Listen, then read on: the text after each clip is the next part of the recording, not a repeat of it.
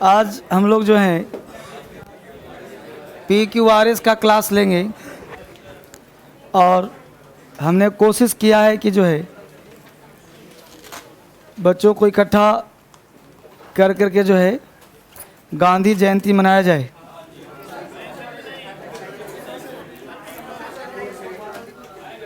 ऐसा कुछ नहीं, पढ़ करके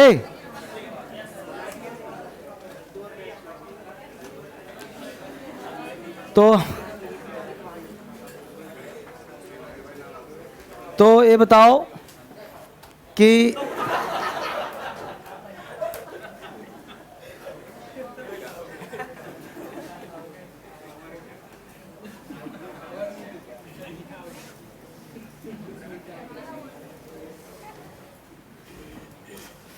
सेंटेंस रीअरेंजमेंट पढ़ना हम लोगों को है। तो सारे बच्चे एसएससी के बैठे हुए हैं, ठीक है। एक्चुअली ये क्वेश्चंस यूपीएससी में नहीं पूछे जाते, ये क्वेश्चन एसएससी सीपीओ वगैरह में पूछे जाते हैं। और आप किसी भी एलडीसी या कोई भी एग्ज़ाम जो मेंस टाइप का होता है, हालांकि अब पीटी में भी बैरियर नहीं है, वहाँ भी पूछे जाते हैं।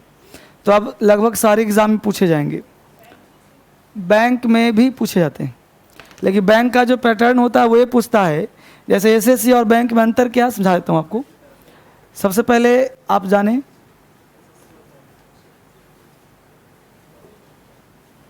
Sentence rearrangement.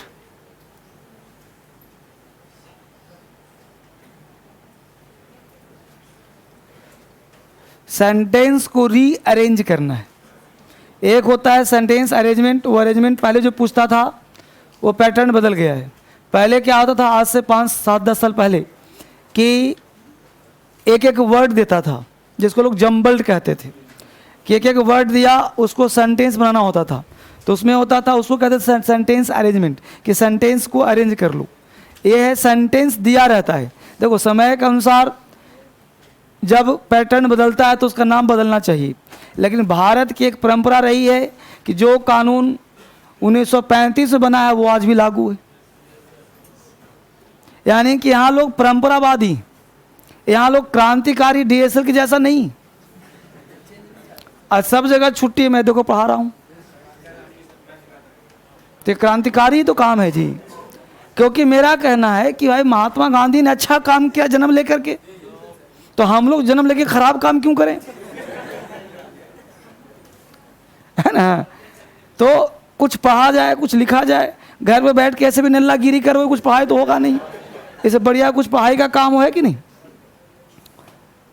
तो मुझे पता है कि जो है बच्चे 50% एब्सेंट ही रहेंगे, लेकिन कोई बात नहीं। अब यहाँ पे जो PQRS का काम करना हम लोगों को है, तो इस तरह से जब हम लोग पढ़ेंगे तो आज से 20 मार्क्स से क्वेश्चन पूछे जाते हैं। PQRS पहले जान लो कहाँ कहाँ इंपॉर्टेंट है। सेंटेंस रीअरेंजमेंट को लोग PQRS इसलिए बोलते हैं कि उसके ऑप्शन होते हैं PQRS। ये PQRS को चैप्टर नहीं, लेकिन लोग बोलते हैं PQRS। तो सेंटेंस में ऑप्शन होते हैं PQRS। अब इसमें बनावट कैसा होता है ये जानो।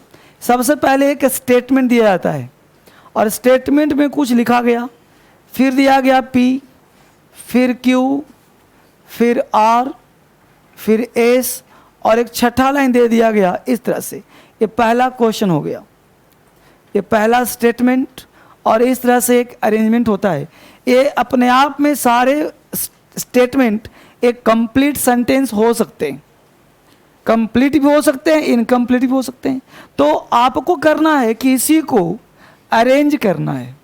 मतलब ये तो सेंटेंस तो अरेंज ही है, आपको रीअरेंज करना है, मतलब सेंटेंस को लॉजिकल सही करना है, ताकि वो पैराग्राफ बन जाए, ताकि वो पैसेज बन जाए। बात समझ पा रहे हो ना, वो क्या बन जाए, पैसेज बन जाए। तो इस पैसेज को बनाने के लिए काम किया जाता है। अब एसएससी में क्या पूछता है, जैसे एसएससी में ऑप्शन दिया A PQRS, ऑप्शन दिया B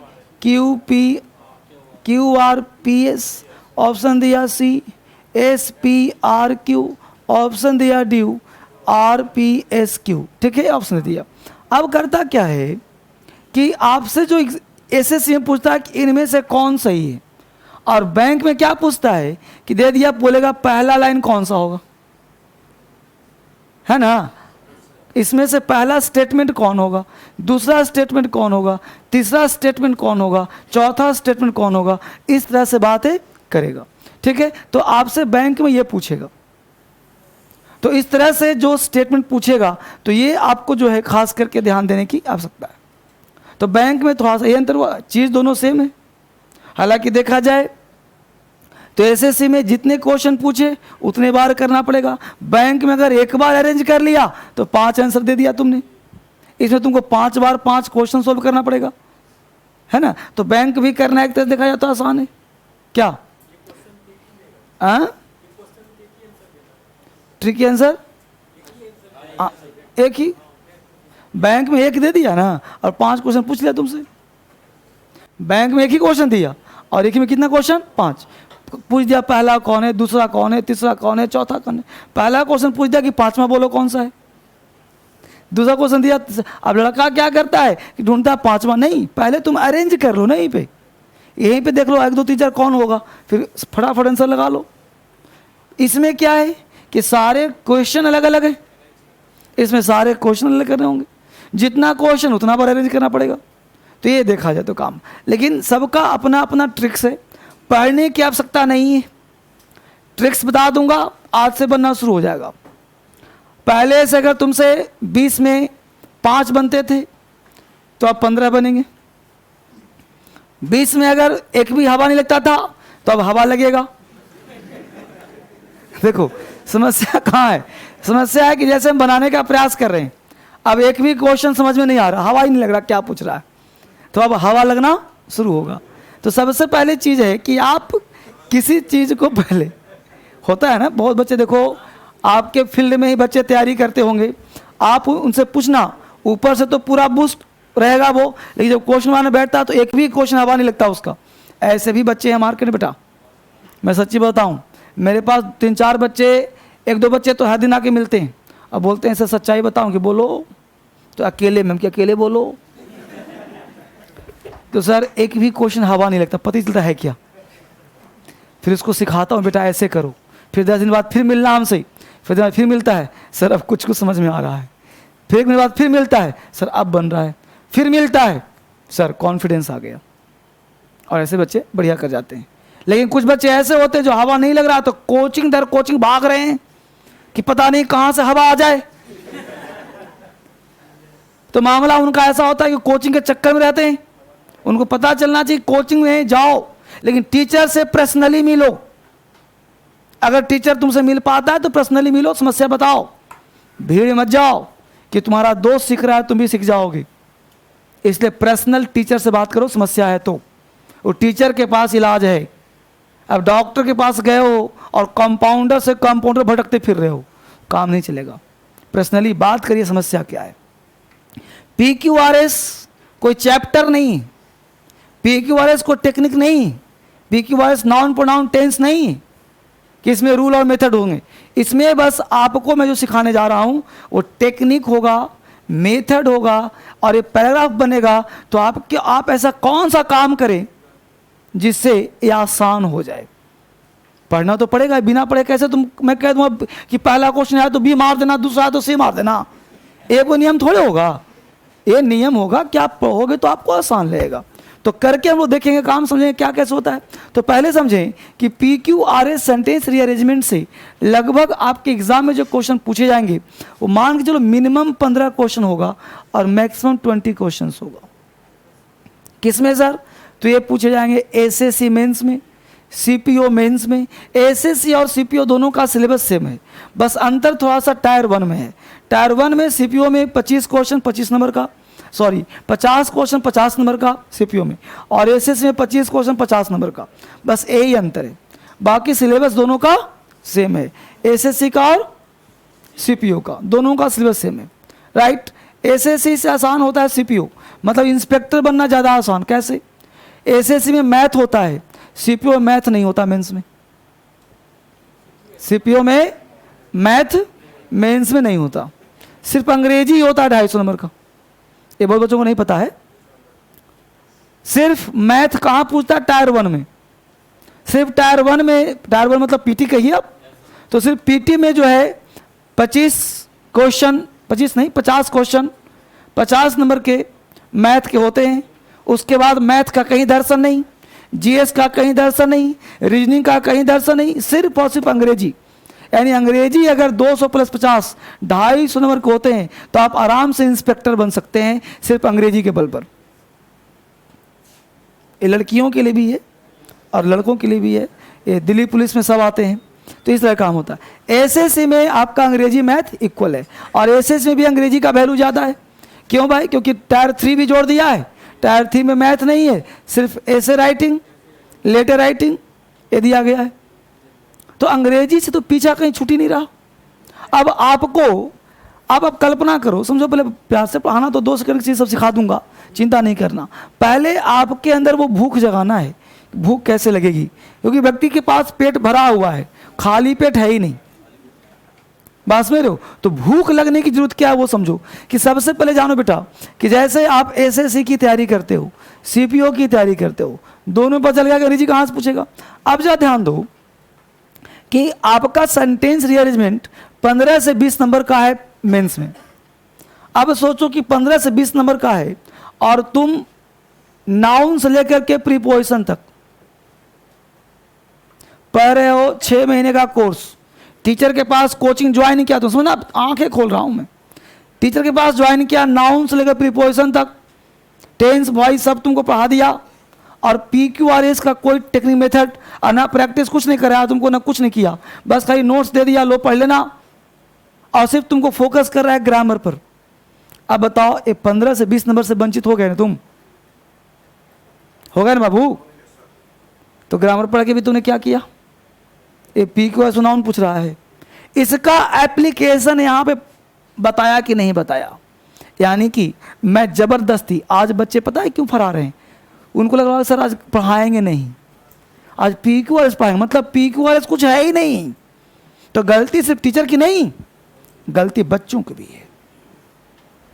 को अपने टीचर से डिमांड नहीं करता कि हमको ये चीज दो, और मैं एक ऐसा टीचर हूं कि जबरदस्ती चापता रहता हूं, पढ़ो,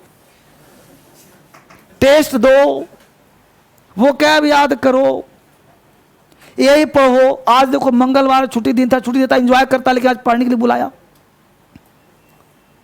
लेकिन यहां पे बच्चा क्या, यहां पढ़ना, जो पढ़ाता है तो पढ़ना नहीं चाहता, और नहीं पढ़ता है तो फोटो देख करके पढ़ना चाहता है। तो ये चीज आपको समझने की आवश्यकता है कि आप जा कहां रहे हो, ये चीज जानो। बात समझ रहे हो? तो इसके लिए क्या करना है वो हम वापिस आते हैं। अब देखते हैं कि PQRS का टेक्निक और मेथड क्या होगा। ये तरीका होता है। अब सबसे पहले आप ये जानिए कि PQRS समझने के लिए कौन कौन से ग्रामर के टॉपिक्स मुझे आना चाहिए। तो टॉपिक्स लिखवा देता हूं, वो तो टॉपिक्स जानकारी होना चाहिए, उसके बाद बताऊंगा ट्रिक्स, फिर बताऊंगा मेथड क्या होगा। हर चीज आज के आज खत्म करेंगे, चाहे जितना टाइम लगे। तो सबसे पहले हेडिंग बनाए टॉपिक्स। क्या क्या टॉपिक्स पढ़ना है आपको?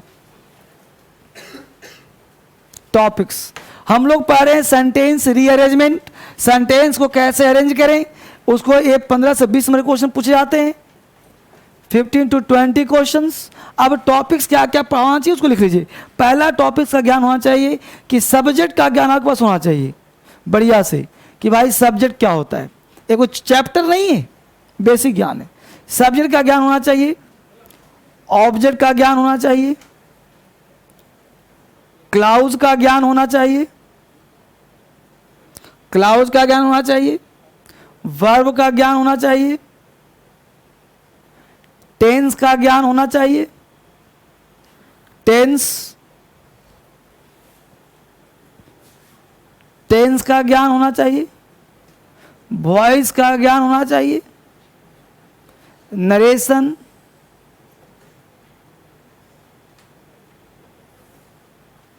का ज्ञान होना चाहिए, प्रेपोजिशन और एग्रीमेंट का ज्ञान होना चाहिए, और बाकी सब एट ए ग्लांस ज्ञान होना चाहिए। मतलब कुल मिला के एक बात है कि पूरे ग्रामर का एट ए ग्लांस ज्ञान होना चाहिए, पूरे ग्रामर का एट ए ग्लांस ज्ञान होना चाहिए, तब आप बेहतर परफॉर्मेंस कर सकते हो।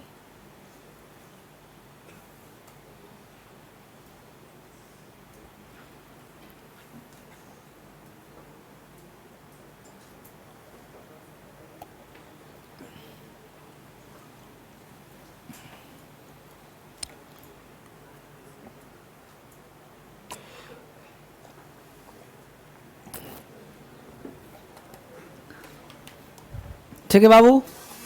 तो ये टॉपिक्स अगर पढ़ा है तो हेल्प मिलेगा, नहीं पढ़ा है तो कोई बात नहीं, एंजॉय करो, समय आएगा पढ़ लेना, बिना पढ़े भी समझा दूंगा, सब बन जाएगा। ये टॉपिक्स आने चाहिए। देखो ग्रामर का एट ए ग्लांस ज्ञान तो होना ही चाहिए कि उसके बिना कुछ है ही नहीं, लेकिन ऐसा नहीं कि ग्रामर नहीं आ रहा तो नहीं बनेगा, आज और अभी से बनना शुरू हो जाएगा। चाहे कितना भी बड़ा तूफान क्वेश्चन क्यों ना हो, आज और अभी से तुम बैंक पीओ के क्वेश्चन अभी दिलवाओगे तुम लोगों को, वो अभी बनेगा। भारत का कोई भी PQRS हो, दुनिया का कोई क्वेश्चन हो, आज और अभी तुमसे बनेगा। बस टेक्निक और ट्रिक्स देखो। हेडिंग बनाओ ट्रिक्स, हेडिंग बनाओ ट्रिक्स, ट्रिक्स। पहले देखते हैं ट्रिक्स क्या होता है भाई, उसके बाद मेथड।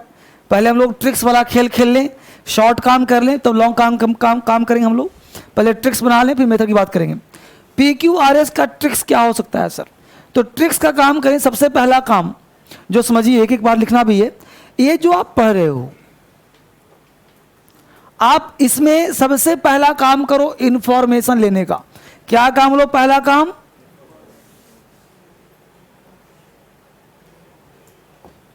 सबसे पहला काम इसमें से आप इंफॉर्मेशन निकालिए। कैसे निकालें सर?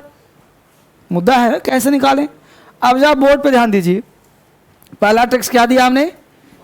इंफॉर्मेशन निकालिए। कैसे निकालें? अब जब देखो बेटा, ये एक नंबर लिखा है।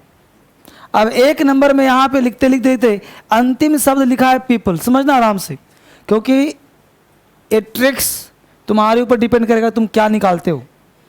यहाँ पे क्या लिखा? पीपल। अब पीपल वर्ड तुमको ग्रामर के अनुसार तुमने नाम में पढ़ा होगा कि पीपल वर्ड प्लूरल होता है, पता है। अब तुम 4 ऑप्शन तलाशोगे। यहाँ पे देखो ना बाबू भाई, ये अंतिम शब्द है, तो अंतिम शब्द है तो ये नाउन है, तो नाउन का मतलब होता है सब्जेक्ट हुआ। अब सब्जेक्ट है तो हमको चाहिए क्या? वर्ब। अब इस P में, Q में, R में, S में छठा तो होगा नहीं, क्योंकि छठा फिक्स है, ये वाला फिक्स है, ये फिक्स है। हमको अरेंज तो PQRS तो करना है ना। तो अब हम पीपल के बाद अब इसमें देखेंगे शुरुआत, स्टार्ट, कौन सा ऐसा है जो स्टार्ट हुआ हो प्लूरल से, है ना जी। जैसे यहाँ सब्जेक्ट है, तो अब चेक करो कि कौन सा ऑप्शन प्लूरल वर्ब से स्टार्ट हुआ है। अब बताओ, कहीं पे मान लो किसी ऑप्शन में इज लगा है, किसी ऑप्शन में आर लगा है, किसी ऑप्शन में V1 लगा है, और किसी ऑप्शन में वाज लगा है। अब बताओ कि आपको अब यहाँ पे ऑप्शन दिया गया है, राइट, समझना आराम से। अब सबसे पहले ध्यान दो कि ऑप्शन में आजकल एग्जामिनर बड़ा ट्रेंडी हो गया है। अब पहले क्या था कि ऑप्शन मिलता था, आजकल ऑप्शन, चारों ऑप्शन भिन्न हो जाते हैं। कोई बात नहीं। अब यहाँ देखो P है, Q है, S है, R है, बोलो चारों हो गया कि नहीं हो गया? हो गया ना। पहला प्रोसेस दे रहा हूँ तुमको। अब चारों अलग अलग है, तो यहाँ पीपल तुमने देखा। अब देखो कि वाज, अब पीपल तुम्हारा प्लूरल है, तो मुझे बताओ वाज होगा क्या? यानी P तुम्हारा आंसर। समझ में आ गया मुद्दा? अच्छी बात। अब देखो पीपल वर्ड दिया है, तो पीपल वर्ड दिया, इज होगा क्या?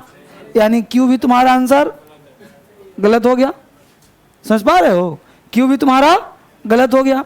अब देखो R में दिया R और S में दिया V1। अब हमको ये पढ़ाए थे सर कि V1 भी होता है प्लूरल, V1 भी होता है, यानी प्लूरल A भी है प्लूरल, यानी R भी हो सकता है और S भी हो सकता है, राइट। अब यहाँ पे काम होता है कि आपने ले लिया इंफॉर्मेशन, अब आपने कर दिया इलिमिनेशन। पहला पॉइंट क्या था? इंफॉर्मेशन। दूसरा पॉइंट क्या दिया आपने? इलिमिनेशन। IE, इलिमिनेशन, मतलब ऑप्शन को क्या किया आपने? इलिमिनेट कर दिया कि ये वाला आंसर नहीं होगा। कैसे इलिमिनेट किया भाई? According to option. कैसे इलिमिनेट किया? According to information. इंफॉर्मेशन मिला, हमने ऑप्शन को इलिमिनेट कर दिया। कर दिया जी। हमने ऑप्शन लिया भाई, इंफॉर्मेशन लिया, इंफॉर्मेशन के हिसाब से ऑप्शन को एलिमिनेट कर दिया। कर दिया पहला काम। अब तीसरा काम में आ जाओ। अब आप इसको जब आप पढ़ेंगे तो आप डिमांड करेंगे कि बीइंग का बोध हो रहा है कि डूइंग का बोध हो रहा है। मेन वर्ब तुम्हारा डूइंग होता है और एक्सिलरी वर्ब तुम्हारा बीइंग होता है। अब देखोगे कि होने का बोध हो रहा है कि कुछ करने का बोध हो रहा है, एक्शन का बोध हो रहा है कि होने का बोध हो रहा है। अब अगर एक्शन का बोध होगा तो बी बनाएगा, बीइंग का बोध होगा तो आर आएगा। अब इसके अनुसार क्या लगाओगे? इंफॉर्मेशन, एलिमिनेशन और इन्फरेंस, यानी तीसरा पॉइंट है इन्फरेंस। इन्फरेंस IEI, यही ट्रिक्स पहला ट्रिक्स है। ऐसे 10-12 ट्रिक्स दिए जाएंगे। IEI सबसे पहला लिया इन्फॉर्मेशन, फिर किया तुमने एलिमिनेशन और फिर इन्फरेंस किया। इन्फरेंस का मतलब सर अनुमान। आपने सिक्स सेंस लगाया, अपने दिमाग का यूज किया। सिक्स सेंस आपका कभी कभी क्या होता है, आप ऑप्शन पढ़ते हो, आपको लगता है यार इसका आंसर बी नहीं होगा, नहीं पता क्यों नहीं होगा, लेकिन आत्मा कहता है कि आंसर नहीं होगा। उसको सिक्स सेंस कहते हैं। कभी कभी फोन उठाते हो और किसी को याद करते हो, उसी का फोन आ जाता है, होता है ना कभी कभी, डेली नहीं। ये क्या होता है? ये इन्फरेंस होता है, जिसको सिक्स सेंस कहते हैं। क्या आपने याद किया, वहां से काम शुरू हो गया, है ना। तो ये क्या होता है? इन्फरेंस, अनुमान। अनुमान का मतलब होता है आपका ब्रह्म ज्ञान। इन्फरेंस, और इन्फरेंस दिमाग उसी का इन्फ्लुएंस लगता है जिसके पास इंफॉर्मेशन हो। अब पढ़ा लिखा व्यक्ति नहीं है तो उसको IAS बनने का सपना कैसे आएगा, है ना। पढ़ा लिखा व्यक्ति होगा तभी तो DM का सपना देख पाएगा भाई। तो सपने भी वैसे ही आते हैं। अब दारू पीने वाले का दारू का सपना आएगा,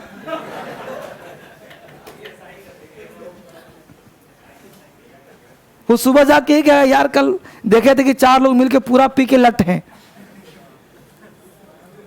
तो जैसा इंफॉर्मेशन वैसा इन्फरेंस।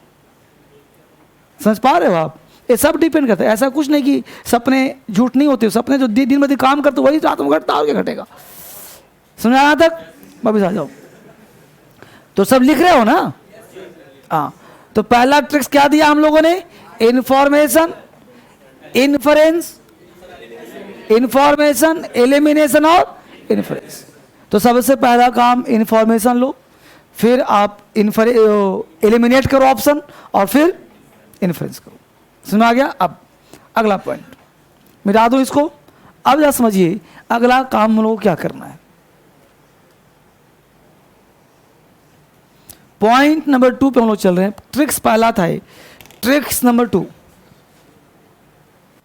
ये आपका पहला स्टेटमेंट दिया, कुछ लिख दिया है, P Q R S और 6 लाइन दे दिया।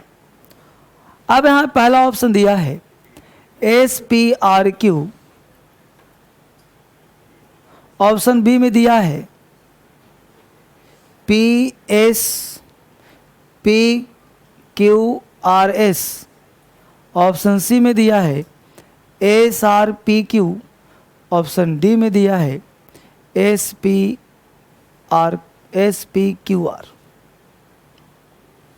क्लियर? ये 4 ऑप्शन दिया है। ऑप्शन कुछ भी हो सकता है। अभी हाल ही में CDS का एग्जाम हुआ था, 4-5 महीने हो गए, उसमें 50 क्वेश्चन पूछ दिया था PQRS। 50 क्वेश्चन मेरे पास, हमने फोटो रख लिया था, क्योंकि CDS का भी कोई सिलेबस नहीं, कब क्या बढ़ा देगा भरोसा नहीं है। क्या आता है? 50 नंबर का था, 50 क्वेश्चन ज्यादा आया था ना। तो वही तो मैं कह रहा हूं, 50 पूछा था तो ज्यादा आया ना चाहिए। मैं भी तो वही कह रहा हूं। अब 50 उसमें 25 क्वेश्चन ऐसे थे, 25 क्वेश्चंस ऐसे थे जिसको देखते ही आंसर मारो। CDS आगे यहां तक वापिस आ जाइए। अब यहां ध्यान दो बेटा कि ये क्वेश्चन पूछा। अब पॉइंट नंबर 2 कहता है पहला हेडिंग बनाओ, सर्च लिखो। सर्च पहले क्या आएगा? लिखो सर्च पहले क्या आएगा? लिखो सर्च SEARCH और लिखो फिर पहले क्या आएगा? सर्च पहले क्या आएगा। सर्च करो पहले क्या आएगा। बना लिया हेडिंग जी, सर्च पहले क्या आएगा। अब पहला पॉइंट पे ध्यान दीजिए। अब आपको ढूंढना है पहले क्या आएगा। अब इसी पे ट्रिक्स बनेगा हम लोगों का कि पहले का मतलब पहले एस की पहले पी की पहले एस। ये ट्रिक्स दे रहा हूं मैं आपको। तो सर्च पहले क्या आएगा, समझो आराम से, बड़े प्यार से पढ़ा रहा हूं। सर्च पहले क्या आएगा, पहला पॉइंट। अब समझना आराम से, यहां पर लिख रहा हूं। ये पहला स्टेटमेंट दे दिया, इसमें कोई एरर नहीं था, या सिंगल पूरा सब चेक कर लिया हमने। अब यहां पे जो है, यहां पे नाम लिखा था कि सोहन, नाम का लिखा है सोहन, और एस में लिखा है ही, आर में लिखा है इट, क्यू में लिखा है दे। ठीक है, अब जरा ध्यान दो, यहां पे सोहन आया है।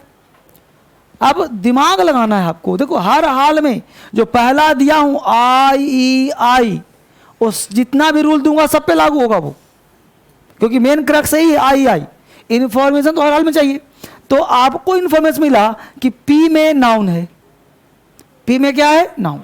तो आपने पढ़ा होगा, हमने जब पढ़ाया होगा, मेरा क्लास अगर आपने लिया होगा तो हमने कहा होगा कि the repetition of noun makes a language absurd and it lead some serious errors.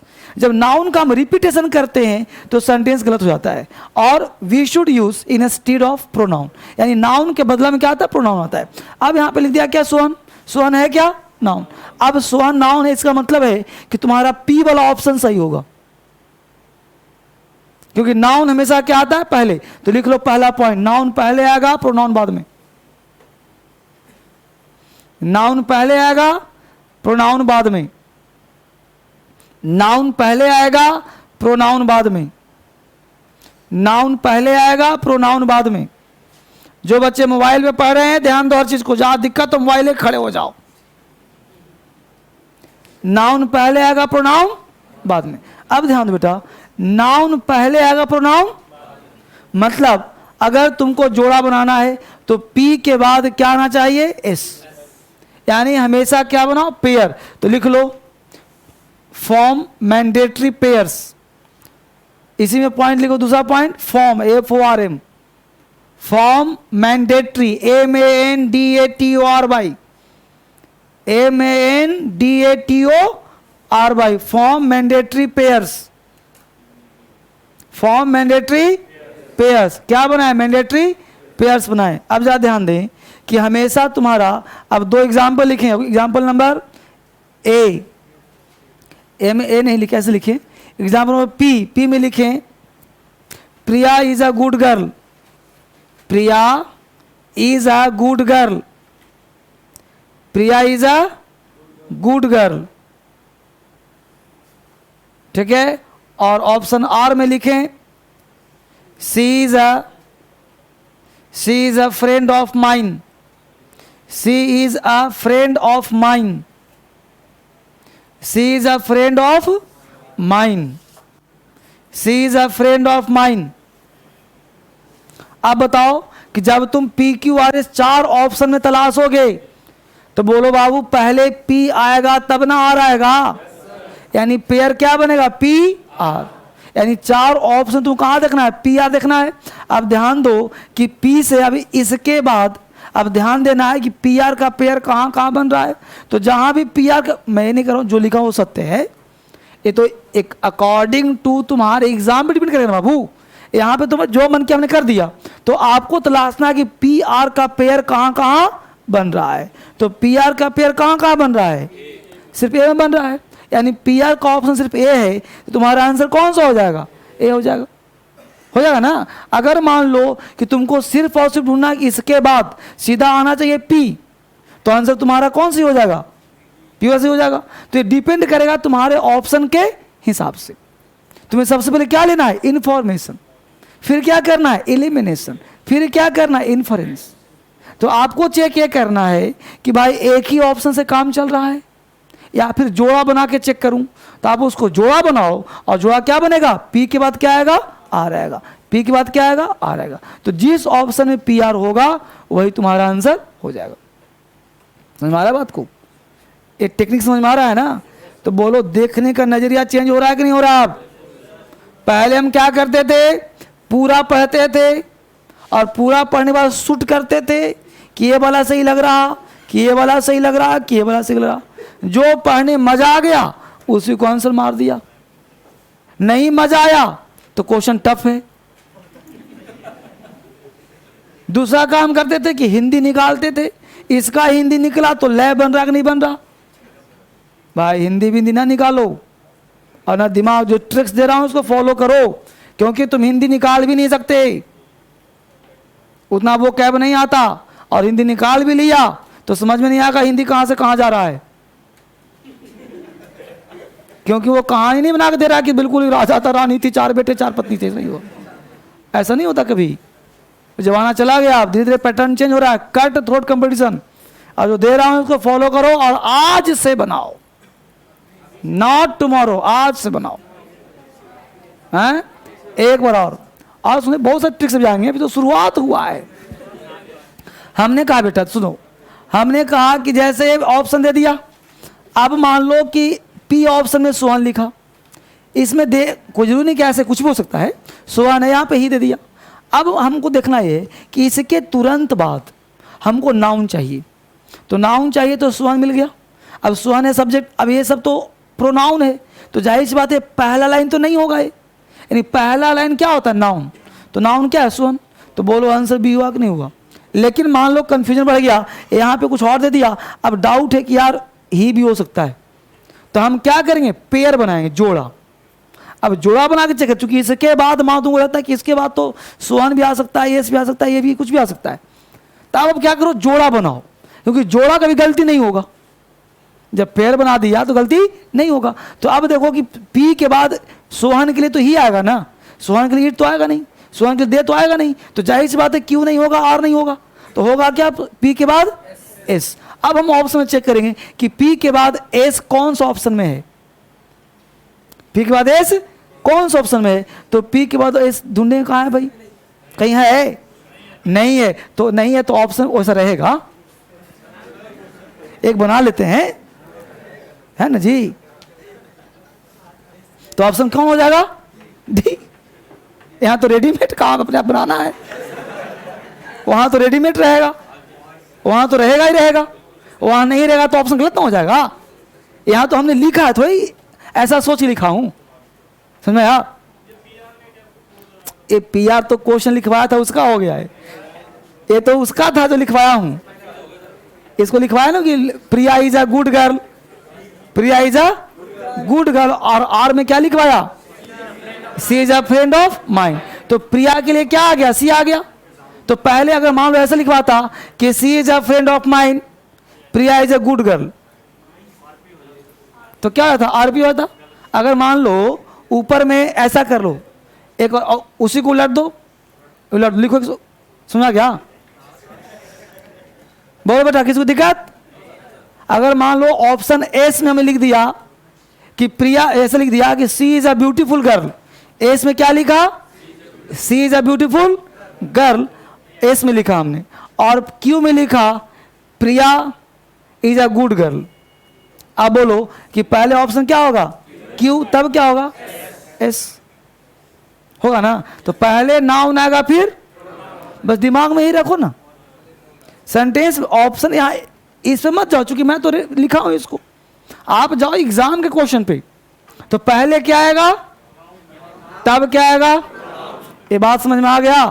तो हमने लिखा पहले क्या आएगा, उसी में दूसरा पॉइंट लिखें, सर्च करो पहले क्या आएगा।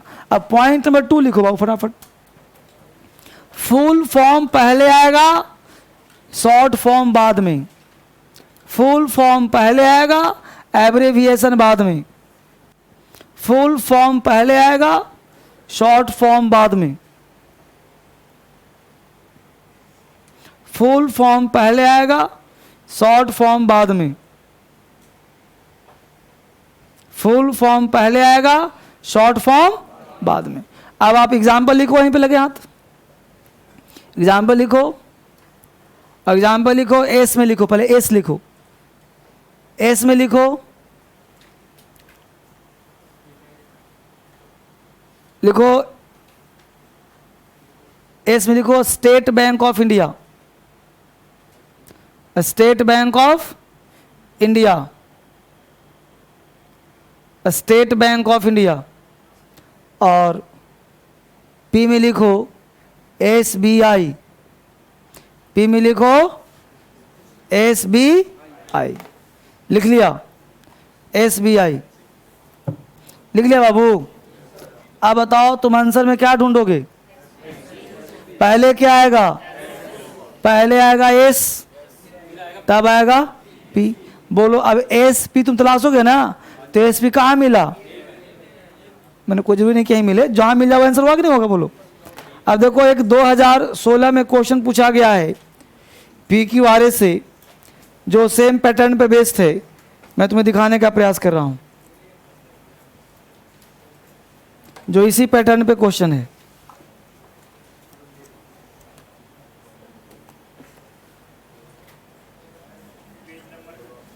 अब मुझे तो मिल जा पहले।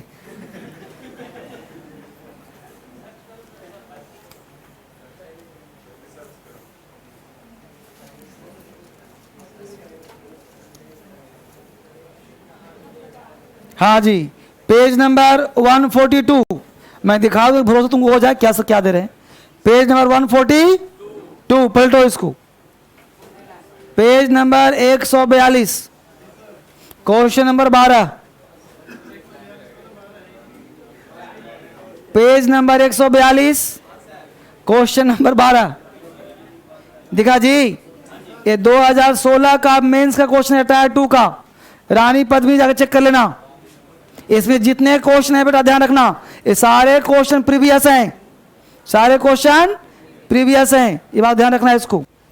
अब जा ध्यान लिखो, अब देखो क्वेश्चन, रानी पद्मिनी बाज राजपूत ऑफ क्यों लिखा हुआ है? क्लियर? अब देखो पी में क्या लिखा? Aladdin Khilji, Aladdin Khilji. अब तुम देखो आर में देखो सिर्फ क्या लिखा है?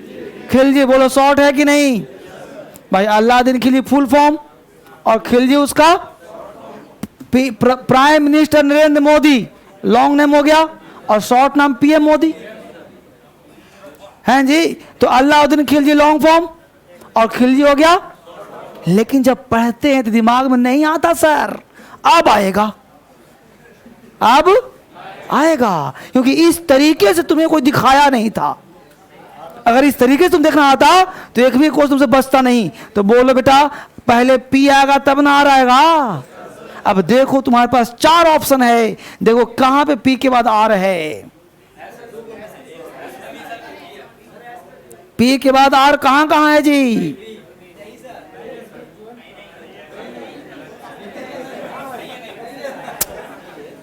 कहीं नहीं है।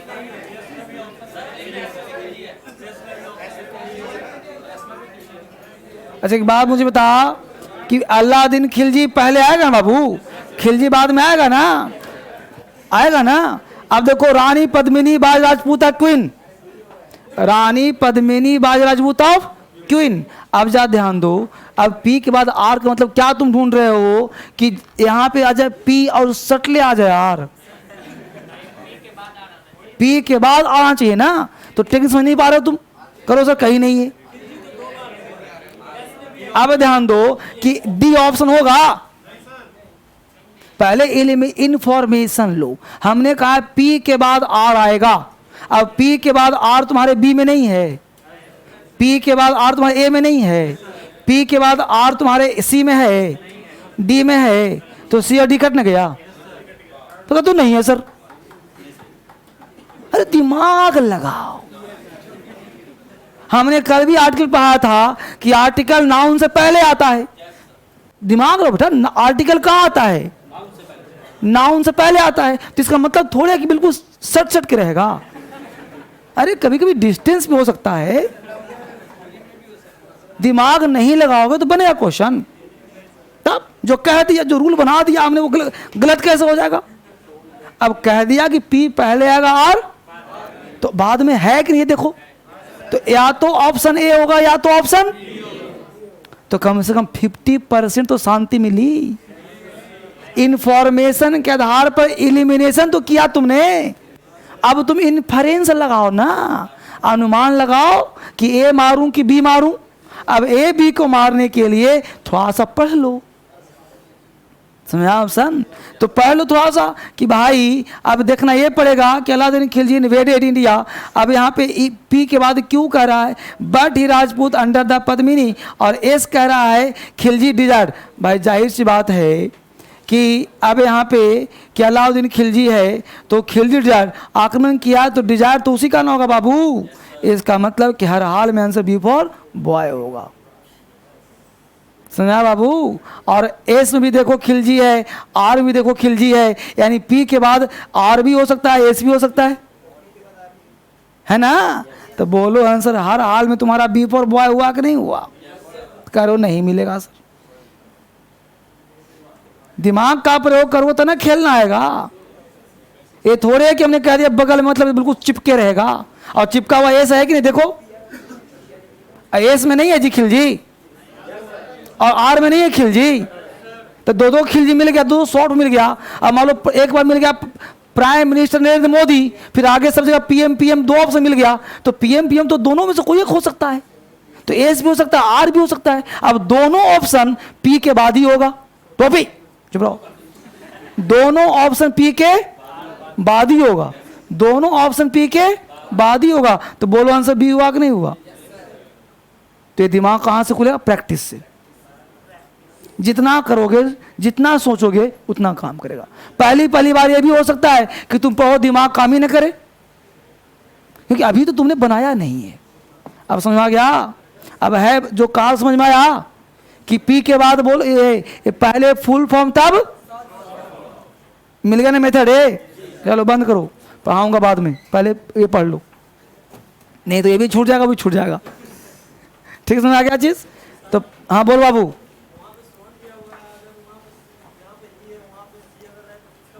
तो सोहन के साथ सी आता है, अगर रहे तो यहाँ पे सोहन को सोहनी करना पड़ेगा फिर, क्योंकि सी किसके लिए आया? कोई ना कोई लड़की का नाम होना चाहिए ना कहीं। हाँ क्या बाबू? ये बताओ कि सी आता है ईट के लिए। हाँ यहाँ सोहन पुलिंग नहीं, ये सोहन का मतलब हो गया मेल, मैस्कुलिन, तो हर हाल में ही होगा। अगर सी होगा तो ही तो मैं कह रहा हूं बेटा, सुनो तो भला। अगर यहाँ पे सी है, यहाँ पे क्या है, तो ढूंढना पड़ेगा कि सी कहां से आई। तो यहाँ पे सोहन नहीं है तो देखना पड़ेगा कि बदले में यहाँ पे कोई सोहन मीट्स मीना तो नहीं है, तो इस मीना के लिए सी आया होगा। सुना बेटा? देखो क्वेश्चन मेरे अनुसार तो होगा नहीं, ना तुम्हारे अनुसार होगा। अभी क्वेश्चन बनवा के दिखा दिया तुमको, अभी क्वेश्चन दिखा दिया ना। देखो हर काम तुम्हारे हाथ में प्रैक्टिस से दे दिया, अब तुम्हारे पास ट्रिक्स दे रहा हूं। अब तुम्हारा फर्ज है कि सर ने जो ट्रिक्स दिया हम उसको अप्लाई करें। ऐसा थोड़ी कि आज पढ़ा दिया और कल कोचिंग बंद कर दिया कि ट्रिक्स देके भागे। अरे बेटा मैं तुम्हें ट्रिक्स दे रहा हूं, अब ट्रिक्स दे रहा हूं तुमको। अब मार्केट में 1000 किताब है PQRS का, उठाओ और उठा के उसके धज्जियां उड़ा के फेंको उसको। अब जो ट्रिक्स तुमको दिया हूं उस ट्रिक्स पर तुमको कितना बनेगा? तो ये मान के चलो कि 20 क्वेश्चन में 10 क्वेश्चन पक्का बनेगा, 100%। ये ट्रिक्स के माध्यम से 10 क्वेश्चन पक्का बनेगा। तो मेरा मकसद क्या है? तुम्हारे रास्ते को आसान कर देना, तुम्हारे रास्ते में जो कंकड़ पत्थर आ रहे हैं उसको हटा देना। टीचर का वही रोल होता है। बाकी जो जब तुम 10 क्वेश्चन के लायक बन जाओगे तो कॉन्फिडेंस आ जाएगा, तो 5 क्वेश्चन कॉन्फिडेंस से बन जाएगा। बाकी 5 जो बच गए, अगर दिमाग कम भी काम कर रहा है तो थोड़ा ऑप्शन को दाएं बाएं करोगे तो 3-4 वहां से बन जाएगा, एक आध दो गलत हो जाएगा, कोई बात नहीं, समय बच गया ना। तो मेन कीमत किसका है? टाइम का कीमत है। समय नहीं होता, वरना टाइम होता तो दिन भर बच्चों को दे दिया जाए तो शाम तक पास कर ही जाएगा। बस में रहो ना। तो मुद्दा यहाँ पे ये है कि आपको समय का अभाव होता है। 2 घंटे के अंदर 200 क्वेश्चन करना होता है, इसलिए बिना ट्रिक्स से पास नहीं कर सकते आप। इसलिए आज की एज में बच्चों के पास 150 नंबर लाने वाले बिरले होते हैं। 110-20 बच्चा खूब मेहनत करके ला देता है, लेकिन उस पास ट्रिक्स नहीं, कहां से ले पाएगा। आगे बढ़ो, क्या कहा, फुल फॉर्म, शॉर्ट फॉर्म, और फुल फॉर्म का तरीका बहुत हो सकता है। ये नहीं कि सिर्फ ACBI रहेगा, WHO रहेगा, UNO रहेगा, इसी को फुल फॉर्म नहीं कहते। आपको फुल फॉर्म का वैरायटी बहुत सारे होते हैं, किसी का लंबा नाम लिया, छोटा नाम लिया, है ना जी। इस तरह से आपको ध्यान देने की आवश्यकता है कि कहां पे फुल फॉर्म है और कहां शॉर्ट। जैसे कहा अलाउद्दीन खिलजी, अब लास्ट बोल दिया खिलजी, अलाउद्दीन हटा दिया, इसका मतलब है कि अलाउद्दीन खिलजी मेन नाम था और खिलजी उसका शॉर्ट नाम हो गया। बस में रहो ना। अब मान लो कहते अकबर मोइनुद्दीन नाम रख दिया, अब बाद में बोला सिर्फ अकबर।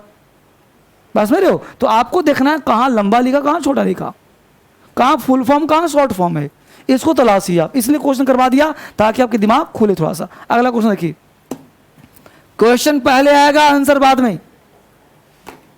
हेडिंग क्या डला हुआ है, सर्च पहले क्या आएगा, सर्च पहले क्या आएगा। तो क्या आएगा, मैं पहला पॉइंट क्या लिखा, नाउन पहले आएगा, प्रोनाउन। दूसरा पॉइंट क्या लिखा, फुल फॉर्म पहले आएगा, शॉर्ट फॉर्म। तीसरा पॉइंट लिखो, क्वेश्चन पहले आएगा, आंसर बाद में। क्वेश्चन पहले आएगा, आंसर बाद में। क्वेश्चन पहले आएगा, आंसर बाद में। अब जैसे मान लो, अब हर चीज का एग्जांपल नीचे लिख लो, पहले मैं बोलता चलता हूं सिर्फ, है ना। जैसे मान लो पूछ दिया what is your name, example, और नीचे मान लो आंसर दिया माय नेम इज, तो जाहिर सी बात है कि माय नेम इज पहले नहीं ना आएगा भाई। तो आप देखो कि WH कहाँ है, एक्सिलरी वर्ब कहाँ है, किससे क्वेश्चन स्टार्ट हो रहा है, तो जाहिर सी बात है वो पहले आएगा, आंसर बाद में ही आएगा। तो ये सब तो कॉमन दिमाग रखना है ना आपको। आगे लिखिए फटाफट, प्रॉब्लम पहले आएगा, सॉल्यूशन बाद में। प्रॉब्लम पहले आएगा, सॉल्यूशन बाद में। प्रॉब्लम पहले आएगा, सॉल्यूशन बाद में। प्रॉब्लम पहले आएगा, सॉल्यूशन बाद में। प्रॉब्लम पहले आएगा, सॉल्यूशन बाद में।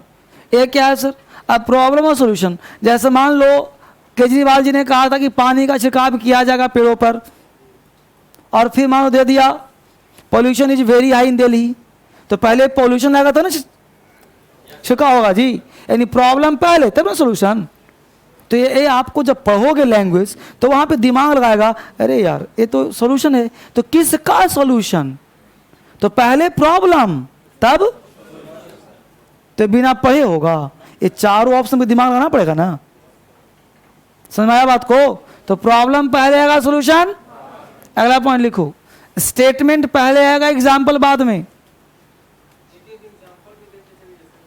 तो 4 दिन लगेगा पढ़ाने में सर।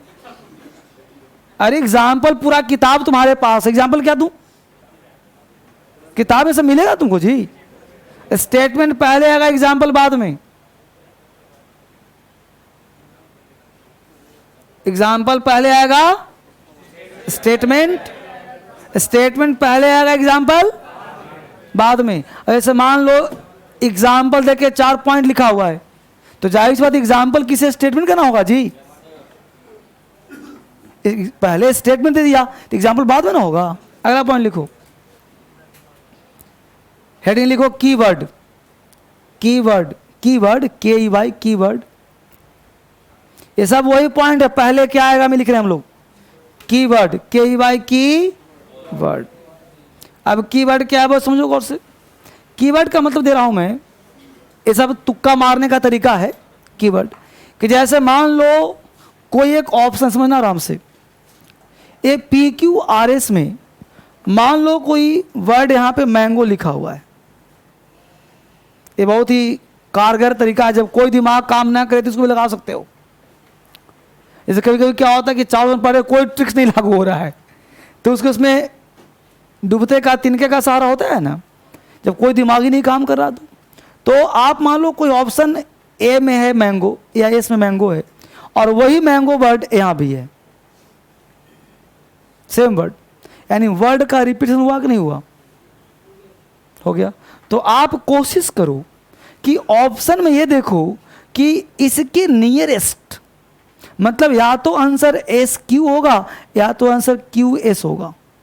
मतलब ये दोनों आसपास ही रहेंगे, क्योंकि समान शब्द के साथ ही रहता है, क्योंकि कहानी तो है नहीं है, इसलिए समान शब्द हमेशा समान शब्द के आसपास ही रहेगा, इर्द गिर्द ही रहेगा। जैसे अलाउद्दीन खिलजी, हमने क्या कहा था कि अलाउद्दीन खिलजी, तो खिलजी आया कि नहीं आया, तो खिलजी उसके पास ही में ना आया, फिर अगला खिलजी बाद में ही आया ना। तो ये ध्यान रखना है आपको कि जब कोई एक वर्ड किसी ऑप्शन मिल गया, जब दिमाग ना, इसलिए हमने कहा की वर्ड लिखवाएं, की एक कुंजी है, जब दिमाग ना काम करे तो इसका इस्तेमाल करना। कि मान लो कोई एक शब्द किसी ऑप्शन में है और वही कोई वर्ड किसी और ऑप्शन में है, तो उन दोनों को तलाशना कि कौन सा ऑप्शन में ऐसा है जो दोनों पेयर बना रहा हो। तो जहां पेयर बना रहा हो, दोनों आसपास मिल रहा हो, वही आंसर होने की संभावना प्रबल है। तो लिख लो इसको। कोई शब्द मान लो ए में है, कोई शब्द मान लो ए में है और वही शब्द किसी और ऑप्शन में है। ऐसा कर लो, मान लो कोई शब्द पी में है, पी कर लो।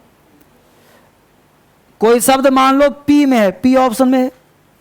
मान लो कोई शब्द कहाँ है बेटा, पी में। पी में मान लो हमने एक वर्ड लिखा पेन, है ना। कोई शब्द मान लो पी में है और वही शब्द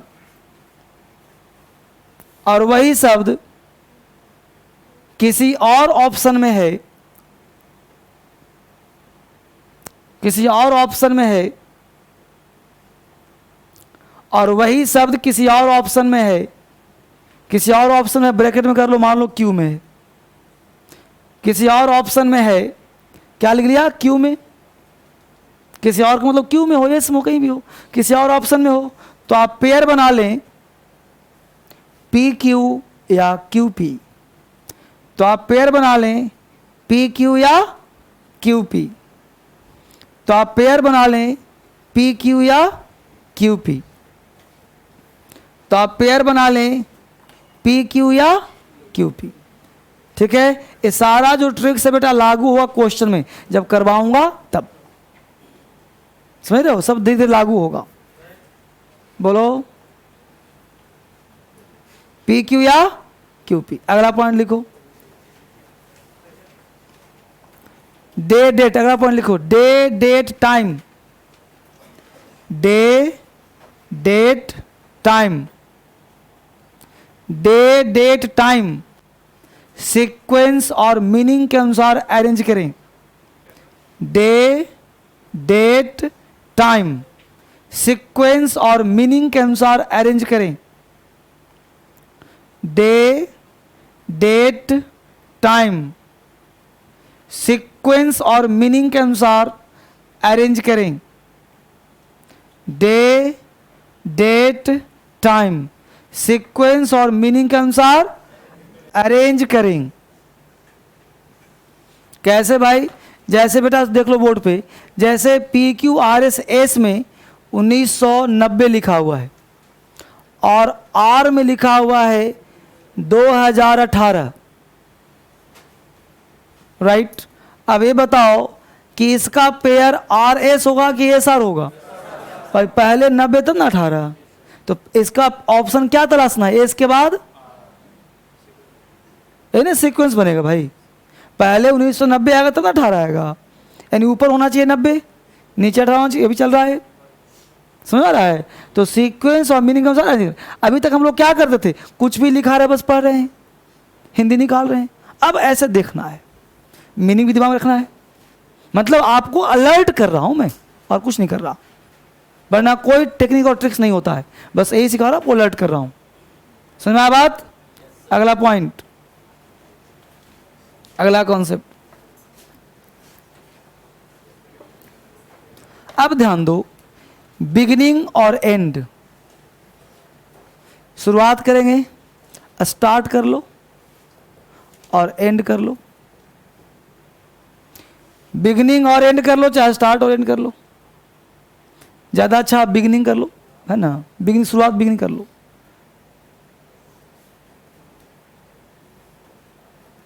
बिगिनिंग और एंड, ई एंड में तो अंत होना।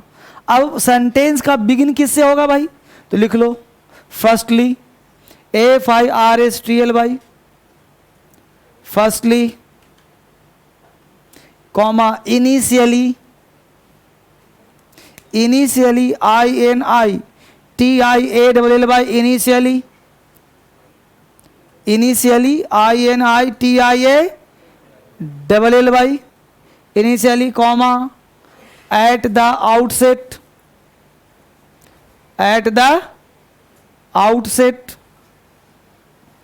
Eight the outset, comma, first, FIRST,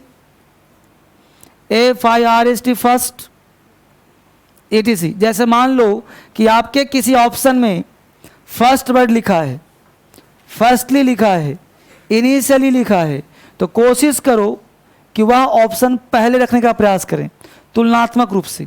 clear? And, END, and. अंत में कहाँ देखें? लिखो hence, HENC, hence, in conclusion, hence, comma, in conclusion, in conclusion, CONCLUSION, comma, 10, THUS, 10, comma, lastly, LASTLY, comma, therefore, THEREFORE, therefore, therefore, ETC। अब समझो मैं क्या कहा, समझो इस रूल को। यह रूल कहता है बच्चे कि जैसे मान लो, समझना बड़ा प्यार से, बड़ा बढ़िया रूल है सब। ये ऐसा रूल है जो आपको स्मार्ट बना देगा। चश्मिश बाबू, कोई कष्ट है लाइफ में? उसको कोई दिक्कत? लिख लिया तो मेरी आंखों में देखो ना, देखो। अब हमने यहाँ कहा बेटा, सो गौर से, हमने तुमसे कहा कि मान लो आर में, सुना गौर से, आर में 10 लिखा हुआ है। आर में क्या लिखा? 10। तो आपको टेक्निक क्या दिया हमने कि आप ये ऑप्शन देखो, ध्यान देखो, आपको इन्फॉर्मेशन मिल गया, सब 10 मिल गया। अब सर ने कहा कि 10 कोशिश करो कि लास्ट में होगा। अब हमने 4 ऑप्शन देखा कि भाई आर कहाँ लास्ट में है, एक आर यहाँ लास्ट में है, यहाँ भी लास्ट ही समझो, एक आर यहाँ लिखा था लास्ट में, ये आर नहीं, ये तो शुरुआत वाला में 2 हो गया, ए भी आर लास्ट में है, ए भी लास्ट में, ए भी लास्ट में। अब एक ऑप्शन तुम्हारा ये नहीं होगा। मतलब आप देखना प्रयास ये करना कि कौन सा, और इस तीनों के तुलना में सबसे अधिक लास्ट में कौन है, तो डी के होने के चांसेस बढ़ गए ना। समझ रहे हो? बिना पढ़े, बिना मिनी निकाले, बिना दिमाग लगाए आप आंसर के करीब पहुंच रहे हो ना। यानी अगर जो वर्ड लिखवाया तुमको hence, in conclusion, 10, lastly, therefore, इसका मतलब कि मेरा डी ऑप्शन होने के चांस ज़्यादा है। अगर जिसके पास समय का अभाव रहेगा, अगर वो तुक्का मार रहा हो और डी में तुक्का लगाया तो रॉन्ग होते हुए भी राइट हो जाएगा। समझ पा रहे हो? यही टेक्निक सीखना आपको कि लास्ट में प्रयास हो। तो लास्ट यहां मत देखो, हमेशा खेलना है तुमको ऑप्शन के साथ। हमेशा तुमको ऑप्शन से खेलना सिखा रहा हूं मैं। ये नहीं कि इसको तुम पढ़ो में टाइम वेस्ट करो। लंबे लंबे क्वेश्चन होते हैं, पढ़ोगे 2 मिनट टाइम खा जाएगा तुम्हारा। आंख से देखो क्वेश्चन, आंख से देखो क्वेश्चन, कहां मिल रहा ऑप्शन, उसके हिसाब से काम करो। समझ आया? इस तरह से क्लियर? अगला पॉइंट, हेडिंग बनाओ, words in pair. Words in pair, words in pair, words in, heading बना लो, वर्ड्स इन पेयर, जोड़े में शब्द। अब जोड़े में यहां लिखो पहले, बिल्कुल हिंदी में, यहां लिखो बाद में, पहले और बाद में। अब मान लो किसी ऑप्शन में इफ ओनली का प्रयोग किया गया, तो इफ ओनली पहले आता है और THEN देन बाद में आता है। अब जरा ध्यान दो, देन नहीं बेटा, THEN देन, ध्यान दो। अब यहां ध्यान दो कि मान लो तुमने किसी ऑप्शन में, तुम जब पढ़ रहे थे तुमको क्या दिख गया। अब जरा ध्यान दो कि पहले इफ ओनली ही तो आएगा। अब तुम देखो कि कौन सा ऑप्शन में देन लगा है, तुरंत पकड़ लो और देखो 4 ऑप्शन में कि भाई P में इफ ओनली दिया है और S में देन दे रहा है, तो P के बाद S नहीं होगा। तो तरीका ऐसे करेंगे तब ना, farmer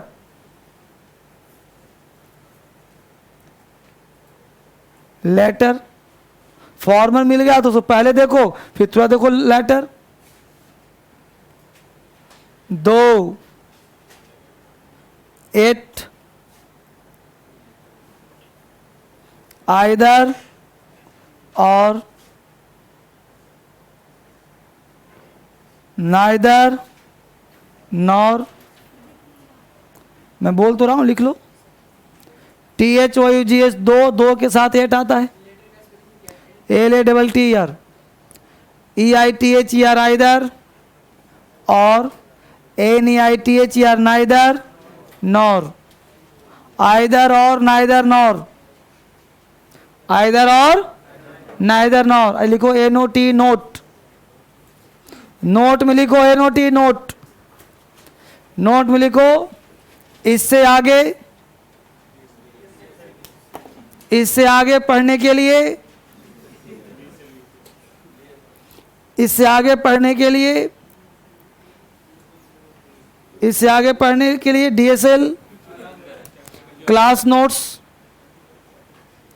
DSL class notes conjunction का चैप्टर पढ़े जाने की आवश्यकता है। इससे आगे जाने के लिए DSL क्लास नोट्स कंजंक्शन का चैप्टर पढ़े जाने की आवश्यकता है। कंजंक्शन का चैप्टर पढ़े जाने की आवश्यकता है। यानी इससे आगे क्या पढ़ोगे आप? कंजंक्शन के चैप्टर पढ़ोगे, ठीक है। यानी कंजंक्शन में ऐसे ऐसे लिखे हुए 40, कितने लिखे हैं? 40। तो 40 को पढ़िए। अभी तो हमने 4-5 लिखा है, किसके बाद क्या आएगा उस 40 को पढ़ लिया आपने, तो ये मान के चलो कि 20 क्वेश्चन में 5 नंबर का डायरेक्ट फायदा। 20 क्वेश्चन में 5 क्वेश्चन का डायरेक्ट फायदा। समझिए बाबू, 20 में तुम्हें 5 मिल जाएगा फायदा वहां से, सिर्फ कंजंक्शन चैप्टर पढ़ने से। बात समझ में आ रहा है? आगे बढ़ो।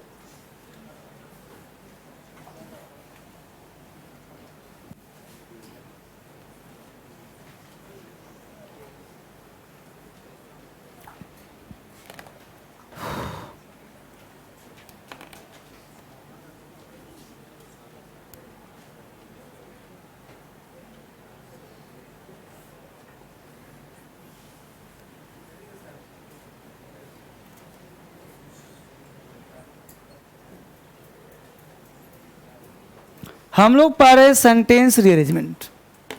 अभी आपने सीखा कि सेंटेंस रीअरेंजमेंट का ट्रिक्स क्या होता है, टेक्निक्स क्या होते हैं, कैसे देखा जाए, कैसे परखा जाए। देखने का तरीका सबको पता चल गया, कैसे देखा जाता है, बचपन से देख रहे होते हैं सब। तो अब जो है सेंटेंस रीअरेंजमेंट जो है ये 3 तरह से पूछे जाते हैं आपके एग्जाम में। पहला है बेटा type 1, type 2 and type 3।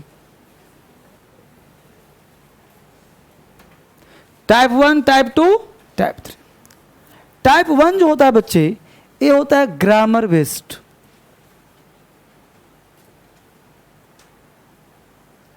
Type 2, type 3 होता है पैराग्राफ बेस्ड।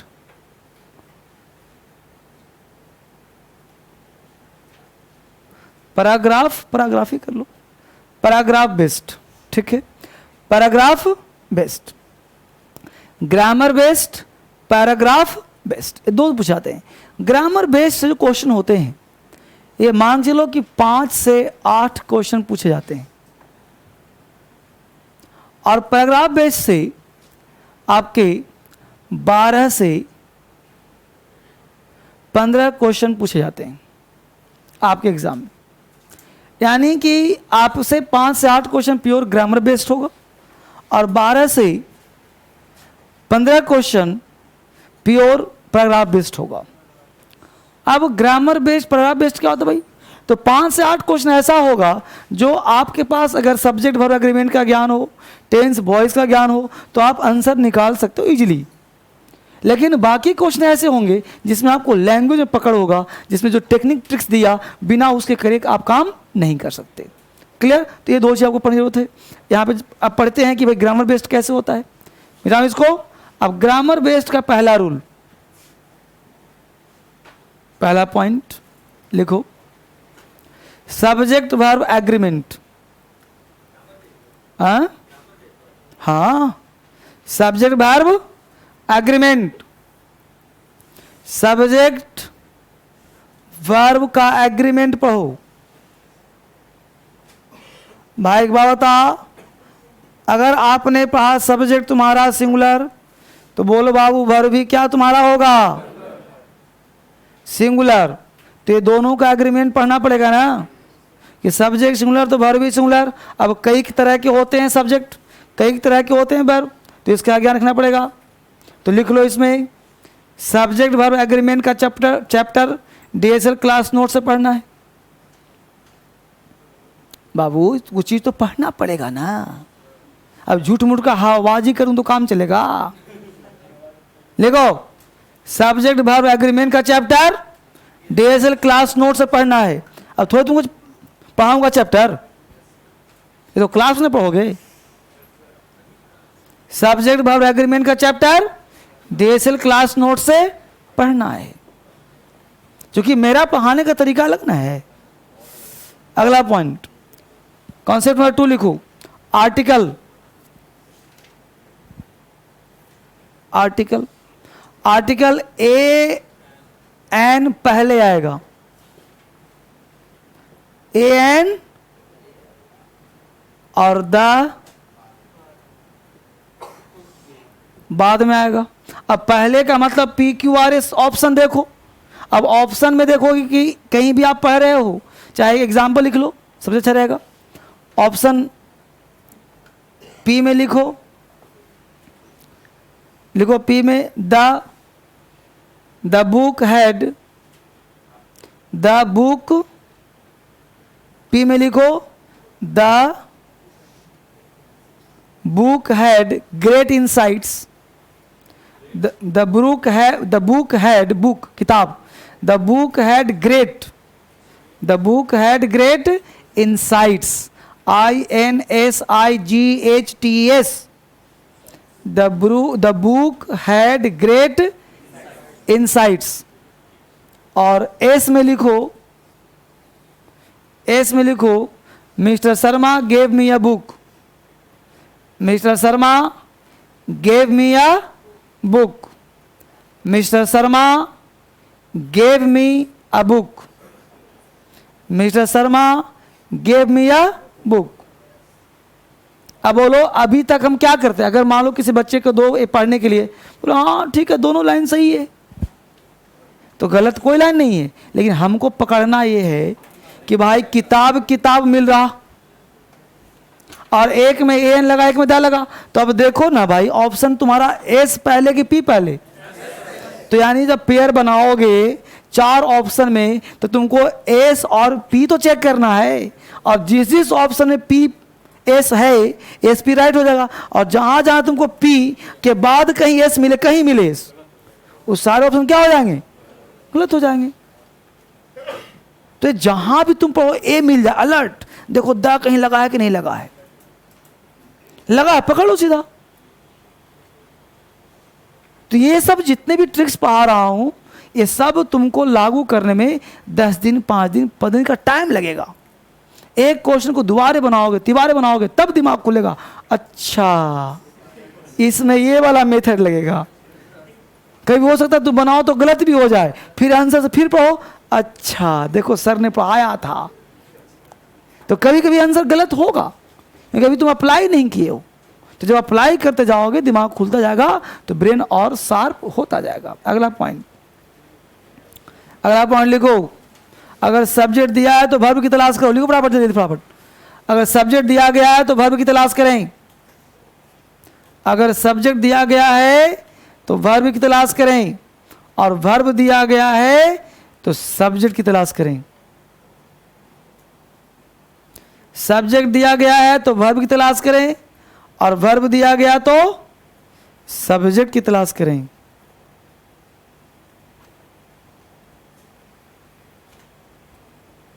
सब्जेक्ट दिया गया है तो वर्ब की तलाश करें, और वर्ब दिया गया हो तो सब्जेक्ट की तलाश करें। कर लिया? दूसरा पॉइंट लिखो, प्रेपोजिशन के बाद, प्रेपोजिशन के बाद सब्जेक्ट का प्रयोग नहीं किया जाता। प्रेपोजिशन के बाद सब्जेक्ट का प्रयोग नहीं किया जाता। प्रेपोजिशन के बाद सब्जेक्ट का प्रयोग नहीं होता, इसलिए ऑब्जेक्ट की तलाश करें। इसलिए ऑब्जेक्ट का तलाश करें। जरा डीएल को पेश करो। जो प्रीपोजिशन के बाद सब्जेक्ट का प्रयोग नहीं होता, अर्थात ऑब्जेक्ट का तलाश करें। अब बेटा समझना यहाँ पे, जैसे मान लो तुमने 4 ऑप्शन पढ़ा, पी क्यू आर एस पढ़ा, 4 ऑप्शन। अब उस 4 ऑप्शन में एक ऑप्शन में ऑन लगा है, ऑन, या कहीं प्रीपोजिशन खूब दिखता हो तुम लोगों को। अब देखो कि प्रीपोजिशन आया है तो उसके बाद आई, वी, यू, ही, सी का प्रयोग नहीं होगा।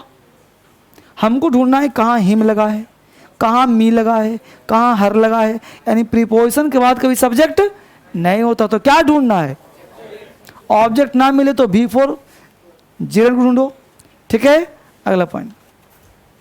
एडी लाल, ये वाला क्वेश्चन दिया हुआ, इधर इधर आ, देखो सर, ये वाला क्वेश्चन इसमें प्रिंट है, इसमें ये वाला है, जो पुराना वाला दिया, एवरीथिंग टच टू टर्न वाला, तो चेक करके बताओ। देखो जो पुराना वाला। ठीक है, तो क्या कहा ना बाबू? हाँ, क्या लिखा? प्रीपोजिशन के बाद सब्जेक्टिव केस का प्रयोग, तो क्या ढूंढना है? अगला पॉइंट, जेरंड ढूंढो। अरे कुछ नहीं हो तो कोई बात नहीं, कुछ ना कुछ तो होगा ही, सब्जेक्ट ना ऑब्जेक्ट होगा, क्योंकि प्रीपोजिशन का नेचर देखो। देखो तुम लोग कंफ्यूज बहुत, बच्चे ऐसा बात करते हो।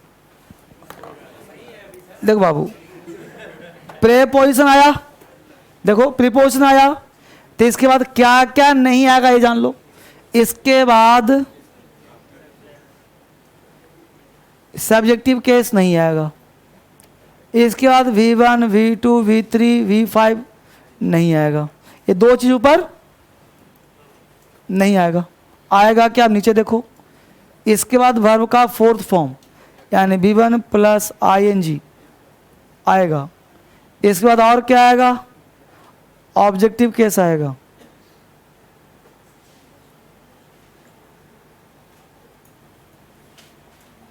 समझाया? ये 2 नहीं आएगा, ये 2 आएगा। अब वो सर ये नहीं आया तो नहीं, क्या गलत हो जाए, आना ही आना है। समझा बात को? तो ये सब भी ध्यान, हर चीज ध्यान रखो। ये टेक्निक तुम तब निकालोगे जब पढ़ा हुआ सब रहेगा। एक बार पूरा ग्रामर बढ़िया से पढ़ लो मेरे पास, फिर खेलते रहो क्वेश्चन के साथ। नहीं पढ़ा रहेगा, कष्ट होगा, उसमें कोई दिक्कत नहीं, समय लगेगा, सब अपने आप सही हो जाएगा। लिख लिया इसको? अच्छी बात। मिटाऊं? मिटा दो बच्चे?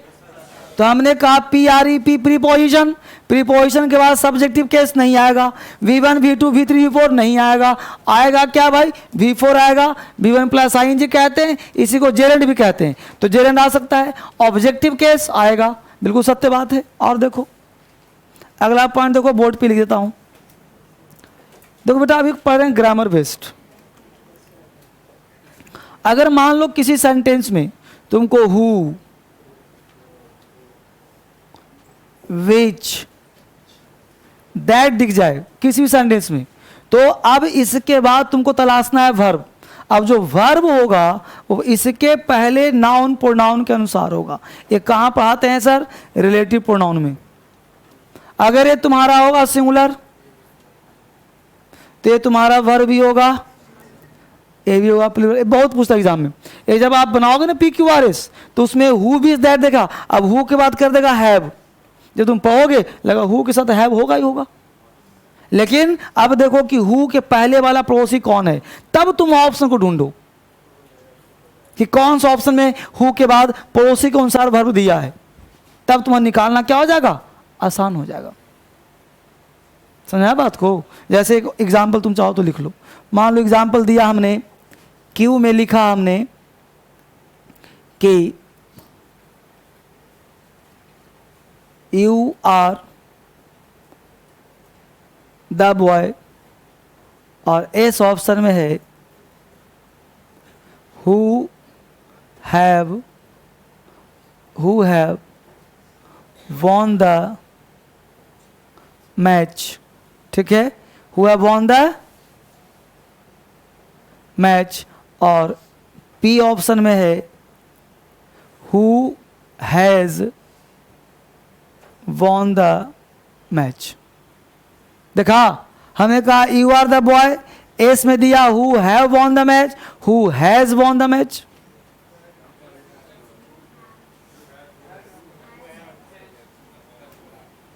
अब यहां ध्यान दो कि अब यू आर द बॉय, अब यू आर द बॉय यहां पे क्या है तुम्हारा, अब बीच में दिया क्या हु। अब पढ़ने में ये भी सही लग रहा है, ये भी सही लग रहा, तो बोलो ये वाला गलत हुआ कि नहीं हुआ? आंसर सही कौन होगा, पी। तो बोलो क्यू के बाद क्या बनेगा, पी बनेगा। अब एस हु कोई और के लिए आया होगा, अब ये जो हु है इसका सब्जेक्ट कोई और रहा होगा, हम क्यों इसमें माथा खराब करें भाई? कॉमन एरर नहीं ना बना रहे हैं हमको तलाशना राइट आंसर। तो अब हु के बाद हैव है, तो हम इसको क्यों तलाश रहे, क्योंकि बाद ऐसा आएगा। अरे ये वाला हु हो सकता है कि कोई और ऑप्शन रहा होगा, उसके लिए हैव रहा होगा, ये समझ पा रहे हो बाबू? लेकिन इसका आंसर कौन सा होगा, हैज। इसका आंसर हो सकता है कोई और रहा होगा, तो जो दिमाग में आ जाए पकड़ लो सीधा। समझा बात? ऐसे पकड़ना होता है, क्या आप देखना पड़ेगा कौन सा, तो क्यू के बाद क्या हो जाएगा, पी हो जाएगा। इसी को हमने समझाया तुम्हें, तो पढ़ा रहेगा तब न बनेगा। इसलिए तो कहा था ग्रामर एट ए ग्लांस पढ़ना होना चाहिए, नहीं पढ़ा कोई बात नहीं। अरे 20 में से 10 तो बनेगा, 5 तो बनेगा। जब डीएसएल का कोर्स समाप्त होगा तो धैर्य उड़ा दूंगा। फिर अगला पॉइंट, ट्रिक्स पढ़ा रहेगा तभी ना काम आएगा बाबू, नहीं पढ़ा तो क्या काम आएगा। आगे लिखो फटाफट। टाइप 2 टाइप 3, ये था टाइप 1 का काम। अब क्या लिख रहे हो, type 2 type 3, paragraph based. Paragraph based लिखो। इसमें अक्सर 2 प्रकार से प्रश्न पूछे जाते हैं, इसमें अक्सर 2 प्रकार से प्रश्न पूछे जाते हैं। हम लोग पढ़ रहे हैं टाइप 2 टाइप 3। टाइप 2 टाइप 3, इसमें लिखो, इसमें अक्सर 2 प्रकार से प्रश्न पूछे जाते हैं। पहला, यह किसी एक्सीडेंट एवं इंसिडेंट का वर्णन करता है। यह किसी एक्सीडेंट एवं इंसिडेंट का वर्णन करता है। यह किसी एक्सीडेंट एवं इंसिडेंट का वर्णन करता है। यह किसी एक्सीडेंट एवं इंसिडेंट का वर्णन करता है। यह किसी एक्सीडेंट एवं इंसिडेंट का वर्णन करता है। यह किसी एक्सीडेंट एवं इंसिडेंट का वर्णन करता है। नंबर 2, यह किसी ज्योग्राफी, यह किसी ज्योग्राफी, इकोनॉमी, पॉलिटी, फिलॉसफी, यह किसी जियोग्राफिकल, जियोग्राफी कॉमा इकोनॉमी, यह किसी ज्योग्राफी, इकोनॉमी, पॉलिटी। हाँ नहीं डला, इसमें कितना सेट है, एक ही पे मतलब 2 सेट है। अच्छा, मतलब 2 पेज है ना ये, तो ये डला हुआ नहीं है। ओके, तो मेरे सेट में है ना ये, इसको रखो, सब क्लास के बात करते हैं। तो क्या लिखा, यह किसी geography, economy, polity, philosophy, history पर विचार प्रस्तुत करता है। यह किसी geography, economy, polity, philosophy, history पर विचार प्रस्तुत करता है। यह किसी ज्योग्राफी, इकोनॉमी, हिस्ट्री, पॉलिटी पर विचार प्रस्तुत करता है। जैसे अभी अलाउद्दीन खिलजी पढ़ा ना आपने, अभी ये बताओ कि जिसको अलाउद्दीन खिलजी के बारे में कोई ज्ञान नहीं रहेगा, वो डिक्शनरी ढूंढेगा कि अलाउद्दीन ALLADIN डिक्शनरी मिलेगा। एक बार एक लड़का था साउथ का, अक्सर मैं वाक्य सुनाता हूँ, तो वो उसको हिस्ट्री का ज्ञान बिल्कुल था ही नहीं, एकदम जीरो, साइंस का बैकग्राउंड था, वो आज तक नहीं पढ़ा था, उसको इंटरेस्ट नहीं था। वो कुतुबुद्दीन ऐबक का नाम, अब वो कुतुबुद्दीन डिक्शनरी में ढूंढ रहा था। अब क्लास में बैठा था, पसीने पसीने, सर कुतुबुद्दीन डिक्शनरी नेट बेट सब सर्च करता, कहीं मिल रहा कुतुबुद्दीन। मेरे पास आया, सर कुतुब का मतलब, अब दिमाग में कुतुब क्या पूछ रहा है, हमें क्या पूछ, इसका सर हिंदी क्या होता है कुतुब, हम कुतुब पित्त का हिंदी क्या होता है, हम ये कुतुब पित्त पढ़ा कहाँ तूने, तो सर आपने जो पैसेज दिया उसमें लिखा है। हम की दिखा दिखा दिखा, कहाँ, हम तो बट दिखा नहीं आज तक।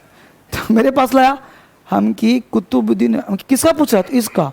हम की बेटा नाम है, अब तुम डिक्शनरी में ढूंढोगे राम का हिंदी क्या होता है, सोहन का हिंदी मिलेगा। उसी प्रकार कुतुबुद्दीन ऐबक नाम है किसी का, तो ये चीज़ भी दिमाग काम करता है। कभी कभी बच्चे को पता ही नहीं है कि नाम भी है, तो इसके लिए लिखो NOT नोट,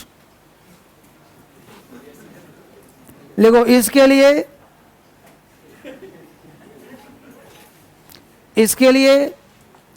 NCERT, इसके लिए NCERT क्लास 6, 7, 8, इसके लिए NCERT क्लास 6, 7, 8 कॉमा, कोई भी क्लास आगे भी ले सकते हो, 6, 7, 8, 10, 12 सब तक, comma Yojana Kurukshetra, Yojana Kurukshetra, tell me why, tell me why, Yojana. हमने क्या कहा, पहला कहा NCERT, दूसरा कहा योजना, तीसरा कहा कुरुक्षेत्र, चौथा कहा टेल मी वाई। ये सब मैगजीन का नाम है, किसका नाम है, मैगजीन का। प्लस DSL पढ़े जाने की आवश्यकता है, DSL क्लास नोट्स पढ़े जाने की आवश्यकता है। मतलब इतना चैप्टर आप पढ़िए ताकि आपको हिस्ट्री का ज्ञान मिले, ज्योग्राफी का ज्ञान मिले, करेंट का ज्ञान मिले। अब ये सभी ज्ञान मिलेगा तभी आप बेस बना पाओगे, नहीं तो आप मानो रानी पद्मिनी कौन थी। अभी आप क्वेश्चन देखोगे 2016 पर देखना, उसमें क्वेश्चन है एड्स पे, उसमें क्वेश्चन है बहुत सारे ज्योग्राफिकल क्वेश्चन है आइस एज पे, उस बहुत सारे क्वेश्चन है आपके पैसिफिक ओशियन पे, बहुत सारे क्वेश्चन है आपके जो बरमूडा ट्रायंगल है उस पे। अब लड़का ने बरमूडा ट्रायंगल का नाम ही नहीं सुना, तो बनेगा उसे क्वेश्चन, नहीं बनेगा। तो इसमें क्यों कहा कि पैराग्राफ बेस्ड जो होता है उसमें आपके रीडिंग हैबिट्स होने चाहिए। तो जितना बेहतर तुम पढ़ोगे, जितना, देखो अंग्रेजी में करना क्या है, खाली बैठे हो तुम ना, बस किताब ले लो, हिस्ट्री का पढ़ो, ये मत सोचो तुम क्यों पढ़ रहे हो, तुम ये सोचो तुम अंग्रेजी स्ट्रॉन्ग कर रहे हो। और आप यकीन मानो, मैं हर बैच में राइटिंग स्किल्स पढ़ाता हूँ तो यही नाम लिखाता हूँ, स्पीकिंग कराता हूँ यही नाम लिखाता हूँ, क्लोजर कराता हूँ यही नाम लिखाता हूँ। मुझे पता है कि एग्जाम के क्वेश्चन यहीं से पूछे जाएंगे, राइटिंग यहीं से आएंगे, तुम्हें ऐसे सीखना है। भाई हिस्ट्री का ज्ञान चाहिए तुमको, पॉलिटी का ज्ञान चाहिए तुमको, वरना राइटिंग तुम पहाड़ में से करोगे, कहाँ से राइटिंग करोगे।